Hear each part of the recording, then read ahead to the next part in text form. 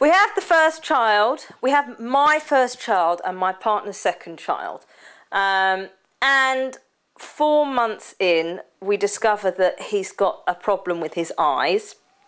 In fact, he's been born with a very rare genetic mutation, which means that he doesn't have any irises.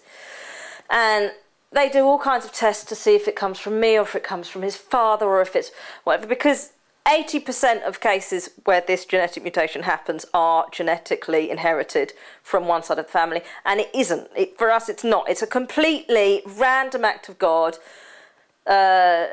Statistically, these births are 1 in 96,000, and of those births, 80% are when one of the father or the mother has the same condition. So, I mean, it really was just from nowhere.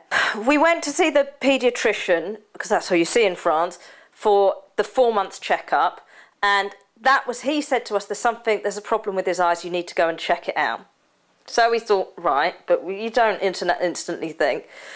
It was about 3 days after that we went to see the ophthalmologist in Manosque, and he told us that he thought that Luke didn't have any irises, and he thought that when we had to go and see an expert in Marseille, and that was when we started to freak out. God, I mean, these terms, I don't even wear glasses.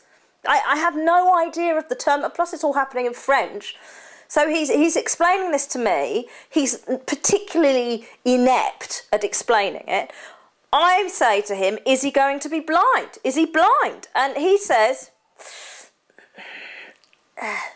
that's his answer.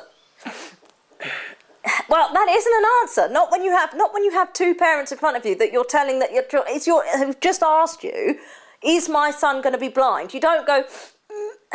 You either say, I'm afraid I haven't come across this before, which is what was actually the case, because it's so rare that most ophthalmologists have never seen a case of it before. But I'm sure the expert would either please try and keep calm until, you know. Or you just shut up. You don't just say. So luckily we managed to get an appointment with the eye expert in Marseille, which is our nearest big city. Well, when we finally got in to see the expert, I say finally, it was only 4 days afterwards. I mean, I've spoken to other families where that period has been weeks, if not months, and I mean, we were bloody lucky.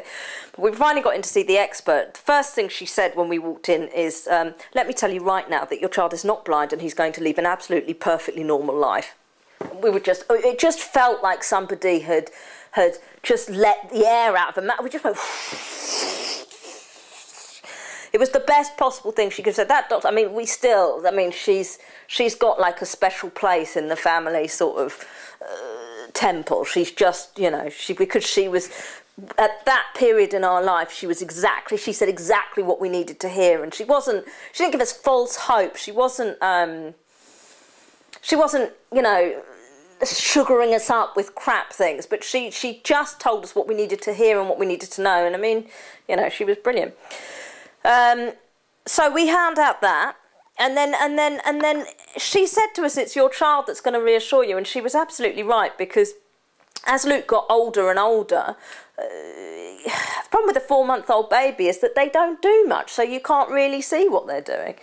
But afterwards, when they start, you know, with each stage, and now he happens to be partially sighted, but it's not his single defining characteristic. He's a fabulous, wonderful child.